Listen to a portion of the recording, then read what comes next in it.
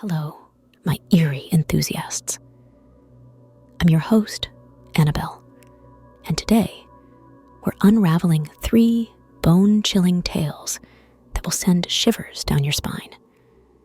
Our first tale unfolds on a moonlit night, a night so hauntingly vivid that it lingers in the souls of those who experienced it. Overnight, stay in an abandoned house. I want to tell you a story that happened to me a few years ago. I went into the woods to pick berries, and since the places were not familiar to me, I got lost. I emerged from the forest when it was quite dark near some object close to a railway. There were 4 small, inconspicuous houses with no lights on.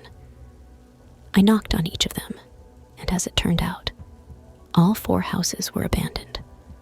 But the last one, the farthest one, was not locked, unlike the others.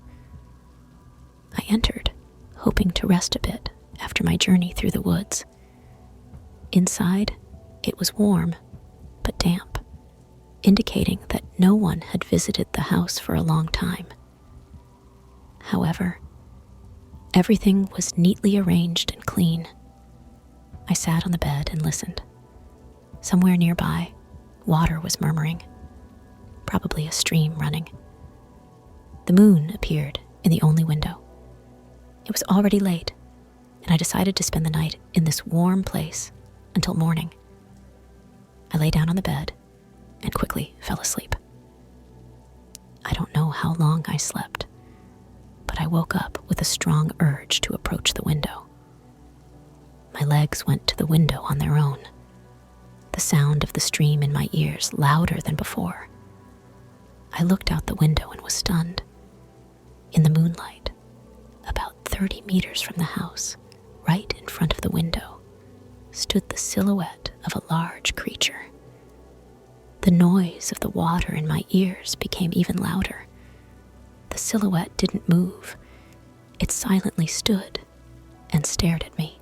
I don't know how long it lasted, but suddenly, the creature tilted its head and slowly moved heavily towards the forest. I felt a wild weakness. Cold sweat ran down my body, and my hands trembled violently. I felt very unwell.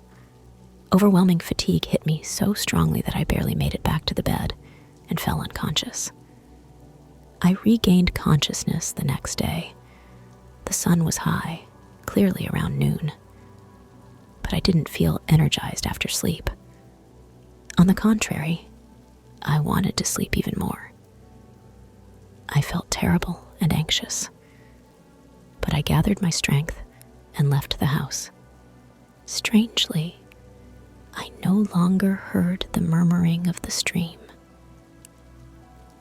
I left that ill-fated place, and though it was hard to walk after some time, I finally reached the road and went home. I don't know what it was, but it seems that the creature hypnotized me and took some of my energy. Thoughts of death and suicide haunted my mind for several days after that.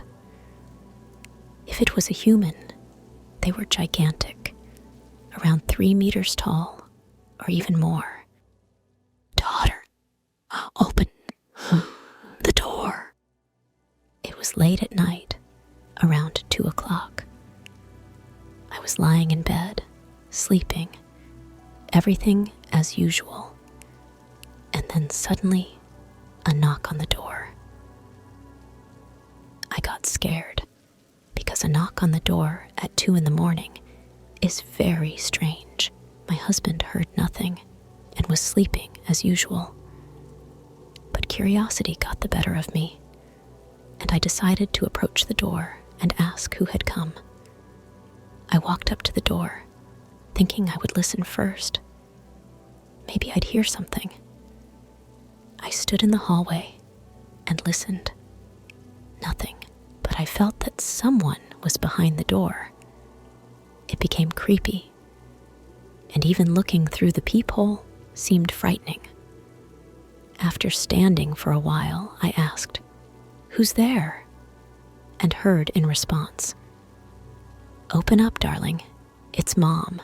The voice was exactly like my mom's, and I was overwhelmed with horror because my mother is no longer alive.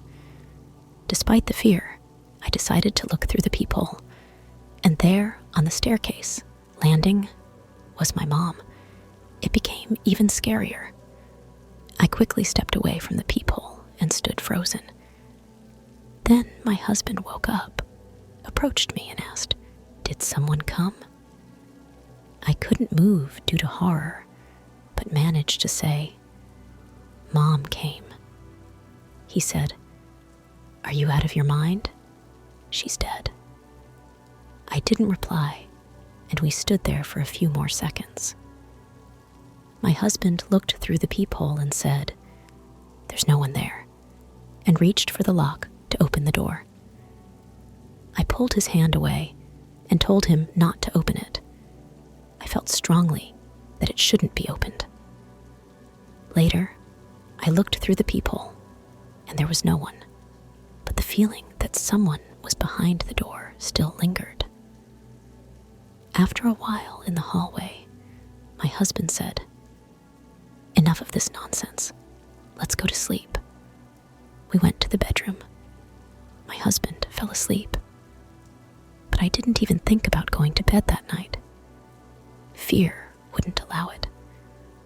Nothing like that happened again after that night. But before sleep, or when waking up in the middle of the night, I remembered it, and it was terrifying. I wonder what would have happened if we had opened the door back then. A long and terrifying night. After some time, I spent the night alone at home. I watched a movie and went to bed. Just as I hadn't turned off the lights everywhere and settled under the blanket, someone knocked on the bathroom door 3 times. Probably everyone knows how the knock on each door in their apartment sounds. I hushed. Complete silence fell. I began to reassure myself that it was just my imagination, but then there were 3 more knocks on the front door. I jumped out of bed, grabbed my phone, called my boyfriend, and started explaining what had happened. He told me not to panic, reassured me, reminded me that I had definitely locked the door when he left me that evening. He advised me to go and look through the peephole. I did just that. Walked through the corridor to the front door, turning on the lights everywhere. When I reached the door, the light in the entire apartment went out. I was simply stunned with shock. Through the peephole, I could see that the light was on the lower floor. I started crying into the phone, begging my boyfriend to come to me. He said he was coming, but before he could finish his last sentence, my phone went dead. It couldn't have run out of battery since it had been charging all day. I gathered myself and decisively went to the pantry for candles. I lit a candle, held it in my hand, and went back to my room, praying for it all to stop. Then I heard footsteps in the apartment, right through the corridor. First slow, then someone seemed to run into my room and stopped near me. That's when I started feeling nauseous from fear. I ran to the bathroom and I threw up. Then I heard the doorbell. Before I could reach the door, there was a knock on the front door again. I froze, but then I heard my boyfriend's voice behind the door. Breathing a sigh of relief, I opened the door. At that very moment, the lights in the entire apartment turned on, and I heard the sound signal of the phone turning on in the room. My boyfriend also saw the lights turning on throughout the apartment and looked at my pale-as-a-sheet face. We spent the whole night in the kitchen. After that incident, all family members constantly heard someone walking around the apartment, dishes were breaking, and wires were flying through the air on their own. Family relationships became tense. We were constantly arguing. Soon, we decided to move out of that apartment. We sold it, and new tenants moved in. Literally a month later, the tenants called us early in the morning and tearfully asked if we had noticed anything unusual in the apartment. We shuddered and answered negatively, and they told us that they heard their baby daughter crying in the middle of the night. When they rushed into the room, the child was hanging in the air, as if an invisible force held her by the throat. When the adults entered, the hand abruptly released its grip, and the girl fell to the floor, having suffered a concussion. There you have it, my brave souls. 3 tales etched in the fabric of reality, sending shivers down the bravest spines. If you've enjoyed this bone-chilling expedition, don't forget to give this video a thumbs up, share it with your fellow thrill seekers, and comment below with your thoughts.